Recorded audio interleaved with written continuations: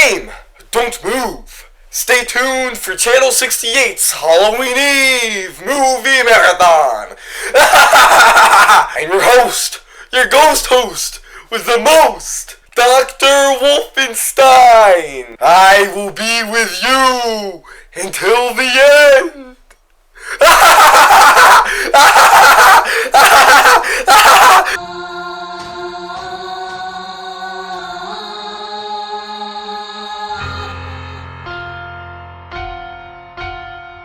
What's up, YouTube? Today we're going to be talking about the Firefly family from the Rejects trilogy created by Rob Zombie. The characters featured in these films are part of a cult called the Firefly family. They kidnap victims, perform ritual sacrifice, and other gruesome acts that I gotta be careful talking about on this channel. House of a Thousand Corpses is a lot more artistic and abstract, while The Devil's Rejects has a more gritty and raw feeling. I'm going to be talking about some very graphic content, and I will be spoiling these films, just letting you know. Let's just get started. Mother Firefly, as well as many of the other characters in these films, go by aliases. Eve Wilson was born in 1918 and had 2 children with Earl Firefly, Rufus and Tiny. Later, she would meet Cutter and have a little girl named Vera Ellen, which we know as Baby. In House of a Thousand Corpses, she's a lot more giddy and giggly. She flirts with one of the main characters and is very similar to her daughter. They wear matching outfits and even laugh the same. The only evil thing that she does in this film is shoot a cop. Later, in The Devil's Rejects, she loses her son Rufus and seems a lot more depressed. She would meet her fate when Sheriff Wydell, the brother of the cop that she shot in the previous film, avenges him and stabs her to death. Earl Firefly, also named the Professor, is the assistant of Dr. Satan in the underground tunnels. He wears goggles, a respirator mask, and chases down Denise with an axe. When he hits a pillar, the structure falls on his head. He's the biological father of Rufus and Tiny. Mother Firefly explains that one day he went all crazy and burnt down the house, resulting in Tiny's injuries. Tiny is the abnormally large and mentally handicapped son of Eve and Earl. He likes to wear a mask to cover the burn marks from the fire that his father caused. He doesn't really commit any raw acts of evil, but he is definitely there during the ritual sacrifice. We see him let one of the prisoners go, which really makes us question if he's in his right mind. We can assume that he is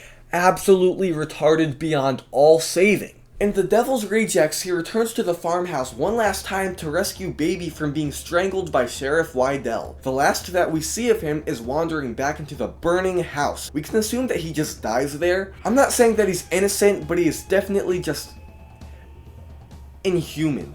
Rufus is probably the least memorable character in the family. He helps initiate the story when he shoots one of the tires of the main character's car, luring them into the family's death trap. He goes with Baby to the liquor store, participates in the ritual, and only has a few lines. In the beginning of The Devil's Rejects, he gets killed during the shootout scene. Grandpa Hugo Firefly is a lot less violent than the rest of his family. He comes off as temperamental, disgusting, and even delivers a very vulgar performance where he just screams. Tell you a little story. The actor of Hugo passed away after the filming of House of 1000 Corpses, and out of respect, Rob Zombie removed his character from The Devil's Rejects. As Quentin Quayle, or as we know as Dr. Satan, was first introduced to us during the murder ride, Spaulding explains that he used to be an intern at a hospital where he would try to perform horrifying operations on his patients to create his own master race. The people found his crimes so atrocious that they decided to hang him near a tree, but the next day his body was gone. His existence is only a myth until our final girl Denise stumbles upon him in the tunnels. He has a goblin-like appearance, wearing a breathing mask and metal arms. We can assume that his assistant is the Professor. We only get about 20 seconds of screen time. We can see him operating on one of the other main characters, making this film extremely disturbing. I'm gonna warn you, this is the point where I start to get a lot more graphic. Vera Ellen Wilson, or as we know as Baby Firefly, is the biological daughter of Eve and Cutter. She was diagnosed with Escapade at a young age and even produced juvenile cinema. She grew very close to Otis B. Driftwood. We first see her hitchhiking on a road during a rainy night. The main characters pick her up and she manages to lure them to the family's death trap. At the house, she acts very flirtatious and kind of resembles a lot of the traits that her mother has. She likes to taunt her victims, and by the way, this woman is one of the most despicable characters in the entire trilogy. She's a wild sadist and all-around Looney Tune, and she just enjoys the brutality of her family.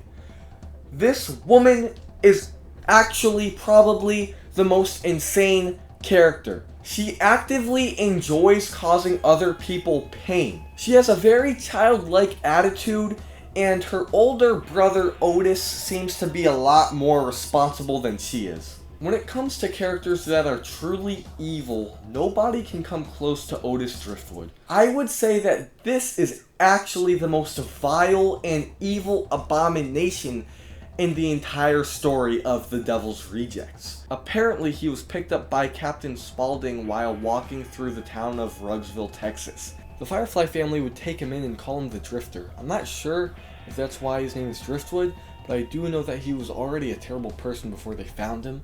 The reason why the room looks like this is because I was editing and I saw what I did and I didn't fucking like it. One summer, him and Baby ran away and joined the cult of Dr. Satan. This is where they would commit many acts of evil, including murder, kidnapping, and probably cannibalism and necrophilia. The list goes on. Otis has the appearance of an albino in the first film, but Rob Zombie did not like it in the second film because he thought that it would create an abstract feel. I would say that the worst thing that we saw Otis do was just look up the motel scene on YouTube. I can't really talk about it, but long story short, he puts a gun in a woman's private part.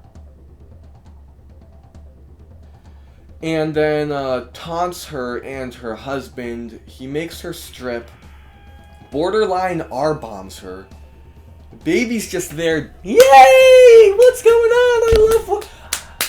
Baby's just like having a blast in the back of the room. Otis is borderline R-bombing some dude's wife. I can't really go into detail, but just look up motel scene Devil's Rejects, because it is probably the most brutal scene of the entire trilogy. Otis also has a really goofy voice. One thing that I noticed with these characters is that they sound nothing like their appearance. You look at Otis and you can see he looks like the boogeyman, like some sort of Michael Myers guy with a big mountain man beard. But then you hear him speak and he's all like, I brought you here for a reason, but you and your sentimental minds are doing me no good. My brain is frozen, locked. I have to break free from this culture of mechanical reproductions and the thick incrustations dying on the surface. Captain Spaulding's story begins in 1918. Born with the name Johnny Lee Johns, this character is the icon of Rob Zombie's trilogy. At around the age of 5, he would be adopted by the Rhodes family at an orphanage in Rugsville. He grew close to his adoptive brother Charlie and started having an interest in circus clowns. Eventually, Johnny stabbed a man to death and his adoptive brother Charlie gave him the name Cutter. In 1947, Cutter met Eve and her 2 boys, Rufus and Tiny. Cutter lived with Eve for some time and even had a child that they named Vera Ellen. In 1965, Otis B. Driftwood would wander into Rugsville. Otis is the reason why Johnny Lee Johns is named Captain Spaulding. After the Fireflies took in Otis, he would begin a rivalry with Captain Spaulding. They would fight for control of the family constantly. Eventually, Captain Spaulding got ownership of a gas station off of the back roads of Texas. He has a very minor role in the first film, however he does come back midway and at the very end when Denise escapes the tunnels. He picks her up off the side of the road and we don't really expect him to be a bad guy until the very final moment when Otis pops up out of the back of the car and takes her back to Dr. Satan. In The Devil's Rejects, he's a lot more present. He wants to show up for Angel Baby because he is being chased by the police at this time. Another character in this film is Sheriff Wydell, who seems to have a hatred for Spaulding for reasons that I don't even understand. His brother wasn't shot by Spaulding. I think the reason why Captain Spaulding is such a horror icon is because he differs from so many other clowns. It's kind of strange because you'd think that this icon would be the most evil character, but he only kills like maybe 3 people at the most on screen. We know that he has a very dark history, but besides that, he just swears at a kid and talks about some guy sticking a Planet of the Apes doll up his ass. Wolf J. Flywheel is the adoptive brother of Johnny Lee Johns. It looks like he owns a whorehouse. He's only active in The Devil's Rejects. Johnny calls him when he needs help evading the police and finding a place to stay. There's a very famous scene when, Wolf J. Flywheel and his friend Cleavon go to pick up chickens, but the guy starts bugging out, asking them if they're going to start having fun with them. Now, y'all ain't planning on fucking these chickens, are you? Are you saying that I would cut off a chicken's head, put my dick in it, fuck it, and go, ah? No, I ain't calling you chicken fucker, but that boy over there looks sexy. See, here's the thing with this trilogy, right? It's gruesome and it's disturbing and it's against all laws of humanity. But then there's scenes like this. Like, they start to lose the plot a little bit. Wolf J. Flywheel runs into Sheriff Wydell, and he kind of coerces him into giving him information on the whereabouts of Spaulding. Again, I don't know why he wants Spaulding so bad. He gets him eventually. At the end of the film, Spaulding, Baby, and Otis all get captured by Wydell. Luckily, Wolf J. Flywheel comes back to save them with the help of Tiny. I'm assuming that Wolf J. Flywheel and Tiny don't know each other, but they were both at the farmhouse at the right time. Foxy Coltrane is apparently the biological brother of Otis B. Driftwood. This character is played by Richard Brake, who is also famous for... They call me Doomad. I kinda liked Foxy in this movie. Some may think that he's not canon just because he's not in the first two. A lot of people did not like 3 from Hell. I had no problem with it. I don't think it was very necessary. Foxy is a serial killer that's named the Midnight Wolfman. When he kills people, he starts howling. So yeah, that's something. I don't remember him actually explaining why he went out of his way to save Otis and Baby from prison, but he's the reason why they're free again. He's the reason why 3 from Hell exists. He was actually meant to be Spaulding's replacement because the actor, Sid Haig, got really sick. Well, he didn't get sick, he was just really sick. Well guys, that was the Firefly family. I hope you liked the video. I'm gonna end the night off by saying, fuck your mama, fuck your sister, fuck your grandma, and most of all, fuck you. Goddamn motherfucker got blood all over my best clown suit. Listen, big boy,